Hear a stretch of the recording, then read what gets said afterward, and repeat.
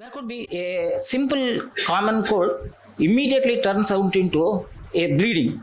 Of course, that hemorrhagic rhinitis is a word used by me. ENT textbooks won't use that term. So that's why I have put that question mark. Of course, in the contemporary ENT textbook, you don't have that category as a special category. It's mentioned as one of the complications of the rhinitis only.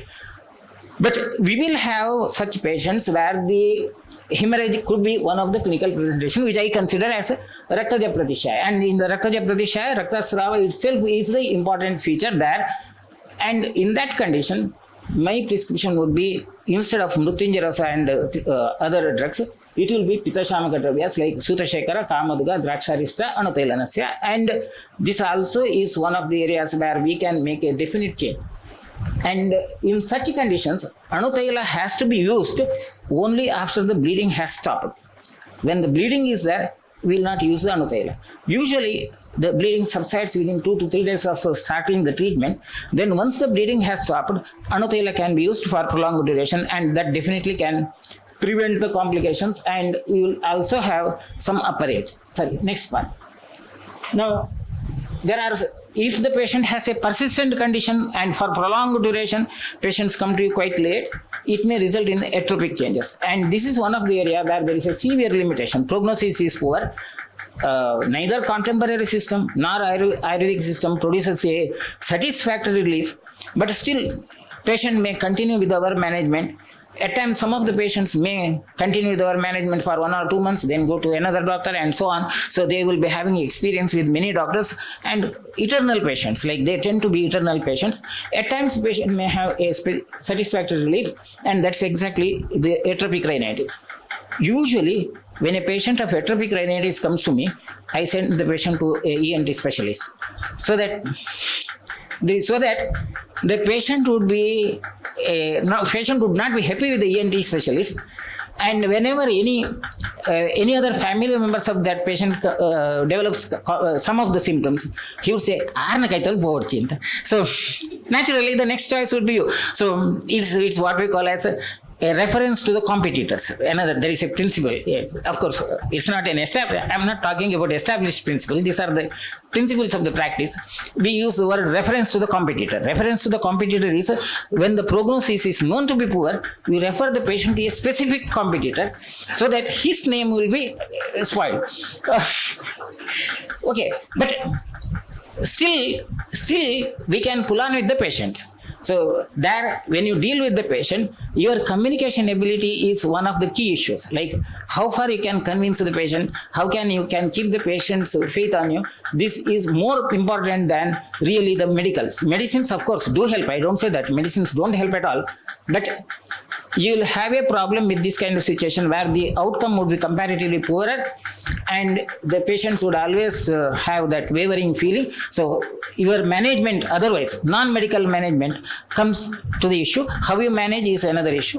So what I do is the same. Like I try to refer the patient to some other ENT specialist and say, if you do not get relief from that, then come to me. So then naturally, because once the patient has moved around the circle, then naturally he may not prefer to move again same circle. So that's how we have to manage.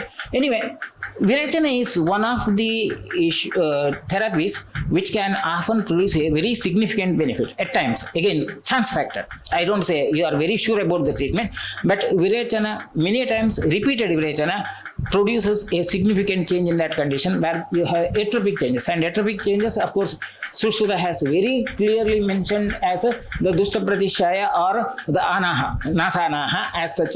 In that condition, the prognosis is poor. Next part is in a patient starting with allergic rhinitis or patient starting with the rhinitis could be the polyp formation. Now, which of the patient develops the polyps, which of the patient develops the atropic rhinitis is not predictable in the beginning. But patients who have that allergic tendency may end up either with atropic changes or with the polyp formation. When the polyp formation occurs, we consider this as the Tridosha variety or Nasarshas, Tridosha variety of the Nasarshas, where a established typical standard polyps would be visible. Shapes of the polyps could be any. It could be a non-pedunculated bulging, or it could be a pedunculated hanging sort of the bulging like. Now, next, in such patients, you have to be very careful. Careful in the sense, particularly polyp developing in after the middle age, around 40s. You need to have a surgical exploration. Biopsy is needed. Chances of having a malignant growth are higher, and most of the times that malignancy cannot be predicted by simply the vision. Like usually, malignant growths, we have some conventional feeling like malignant growths would have a rough surface, a fragile area, and so on. But with the nasal polyp, the presentation could be quite misleading. So it's always safer to have a confirmation like whether the patient has a tumor pathology or not. If it is a tumor pathology, definitely our treatment is not possible. It's asadhya vyadhi. It's considered to be asadhya. Then we will just say that, okay, the patient has to go to some other system as such. And of course, at the end, in a terminal stage, of course, you will have some terminal patients. At that stage, our approach to the management will be different. That part we will consider maybe on some other day, where the management of the terminal conditions itself would be one of the issues which we will be discussing. But for the present, it's one of the conditions where we will try to avoid the patient. Or if you have to manage, we have to be very sure that it is not malignant. So a surgical exploration would be necessary. Whether you do it or whether you get it done by somebody else is other issue. That's all. If in my practice, I may do the biopsy myself. In some other general practice, it may not be possible. So it depends upon that part. But if you have a proved case of non-malignant condition, Triphala Gugulu, Amrita Mrityunjaya and Anutaila can help the patients. But I would recommend the treatment only after having ruled out the malignancy, particularly if the patient is a later half of the life. Children, fine, chances of malignancy are lesser. You may have a trial for 1 or 2 months. But if it is elderly patient, it's better to rule out that malignancy, then initiate the treatment. Otherwise, you have a risk. So that's one of the potential danger area where you have to be careful. Next part. Next slide. Now, because we have referred to the jwara and jwara issues, certain other variables of the jwaras which you can have clinically, just I try to summarize as briefly as possible with minimal academic theory. One of the common fevers would be where the patient may continue to have the fever. Nasal discharge might not be very significant, but the patient tends to develop that lower respiratory tract involvement within a day. First day, he may have some vague feeling like cold. Next day itself, patient may have pain in throat. Next day, the patient may have the cough and wheezing and so on. Now, that lower respiratory involvement, we will be discussing its management principles maybe in the next session. But such patients who have that kind of a tendency, when they come to you, I would start with the Ladhusutta Shekhara Mishrana or LS, it's Thalisadi, with the Ladhusutta Shekhara in the beginning itself. So that you can prevent that.